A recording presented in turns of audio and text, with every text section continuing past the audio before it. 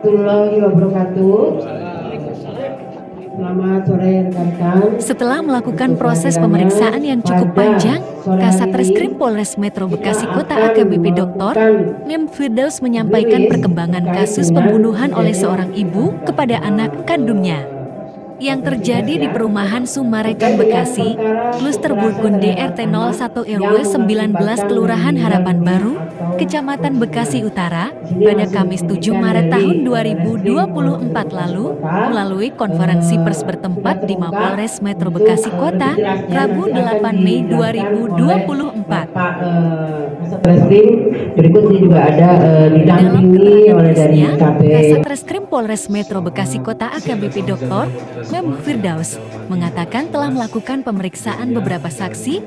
Proses pemeriksaan berawal dari kasus ibu yang melakukan kekerasan terhadap anak yang mengakibatkan meninggal dunia. Kemudian polisi mengamankan pelaku.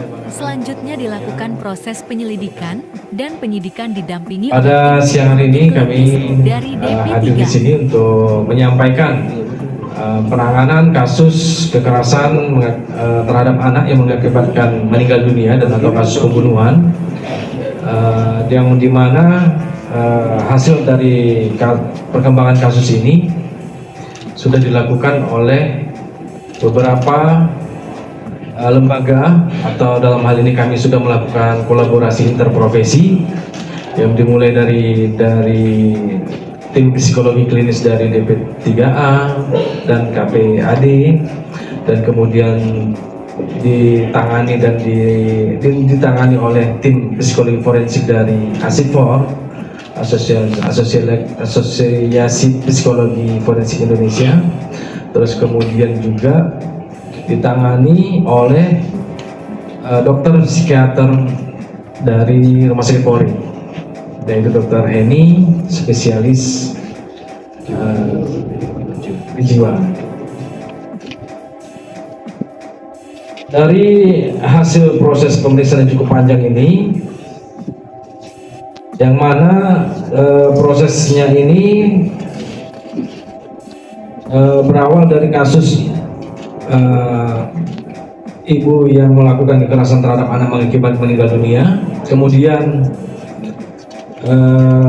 polisi mengamankan pelaku, kemudian juga setelah mengamankan melakukan proses penyelidikan dan penyidikan yang didampingi oleh tim psikolog klinis dari DP3A dan juga KPAD, dan juga kasus ini juga ditangani oleh tim psikologi forensik dari ASIFOR, dan kemudian dilakukan proses penahanan terhadap tersangka SNF tanggal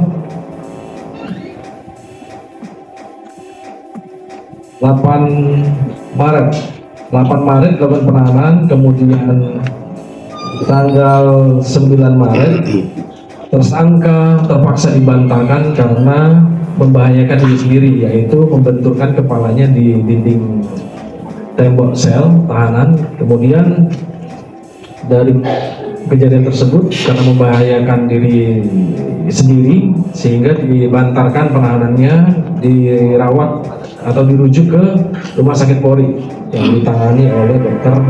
Heni SPKJ. Kemudian selama dirawat 16 hari di RS Polri. Kemudian tersangka SNF hasil koordinasi dengan Dr. Heni SPKJ dengan penyidik bahwa tersangka SNF dirujuk ke Rumah Sakit Jiwa di Grogol, yaitu Rumah Sakit Jiwa Dr. Soeharto Herjan.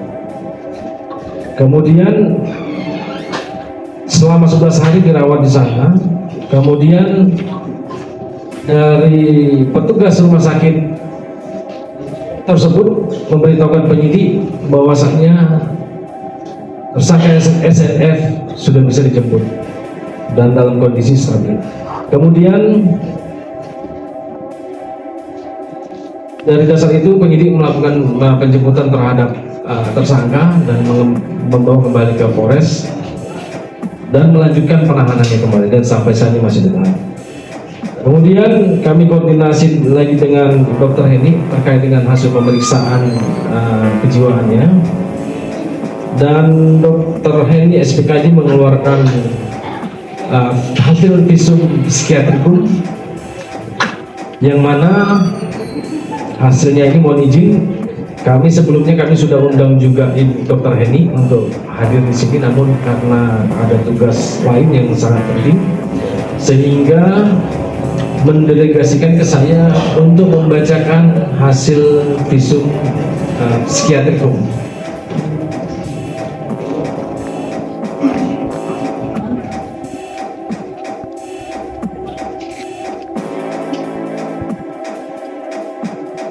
Sebelum keluar hasil psikiatrikum, penyidik sudah melakukan permintaan visum psikiatrikum kepada Dokter Heni. Hasil kesimpulan dari visum psikiatrikum yang pertama, pada pemeriksaan psikiatri saat ini terperiksa ditemukan gangguan jiwa berat, skizofrenia. Poin selanjutnya yang kedua, tindakan pelanggaran hukum yang diduga dilakukan terperiksa merupakan bagian dari gejala gangguan jiwanya. Ketiga, terperiksa kurang mampu memahami nilai dan risiko perbuatannya. Yang terakhir, keempat, terperiksa memerlukan perawatan psikiatri dan pengawasan ketat mencegah berulangnya perilaku membahayakan diri dan orang lain. Jadi demikian hasil visum et repertum psikiatrikum dari Dokter Heni SPKJ. Mungkin ada tambahan dari para tenaga profesional lainnya dari KPAD, DP3A, dan Bu Ya dari Asipon. Ya, terkait dengan perkembangan kasusnya ini, kami selanjutnya akan melakukan koordinasi dengan Jaksa Penuntut Umum terhadap kasus ini. Nanti akan diberitakan lebih lanjut bagaimana kasusnya. Ya. Artinya kasus ini masih berjalan atau? Koordinasikan hasil visum et repertum psikiatrikum ini dengan Jaksa Penuntut Umum. Nah, kami masih menunggu kabar dari Jaksa Penuntut Umum dari Kantor Kejari Kota Bekasi. Artinya ini tersangka ini kadang kambuh kadang enggak ya Pak? Apa seperti apa Pak? Ya, sampai saat ini hasil dari perawatan dari dokter dari rumah sakit jiwa global sudah stabil. Makanya kami disuruh jemput, penyidik disuruh jemput untuk melanjutkan proses ini.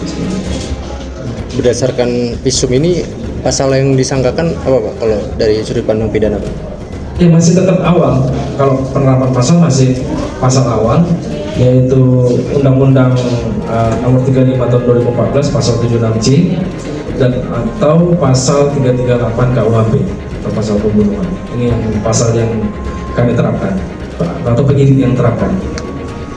Jadi ini menjadi target modal untuk warga untuk bisa benar-benar mendampingi anak ke depannya untuk bisa menghadapi hidup dengan kondisi kenyataan realita yang mereka hadapi ke depannya, bahwa ibunya mengalami gangguan dan dia bisa terima, dan ke depannya dia juga bisa bagaimana struggle dalam hidupnya dia dengan kondisi ibu yang kondisinya seperti itu. Selama ini kejadian dia membenturkan itu, kebetulan saya juga sedang mendampingi juga di situ, gitu kan. Memang seperti apa yang tadi disampaikan pada press release gitu, bahwa press conference, bahwa kondisinya memang tidak stabil, kan? Dan bahkan itu Pak, saya melihat sendiri bagaimana dia membentur-benturkan kepalanya dan teriak-teriak gitu kan, dan tidak bisa dikendalikan. Walaupun sempat juga diberikan obat penenang, tapi memang setelah kasih penenang, setelah sadar dia akan mengulangi seperti itu lagi, kayak gitu. Kritikan atau apa gitu dari KPAD?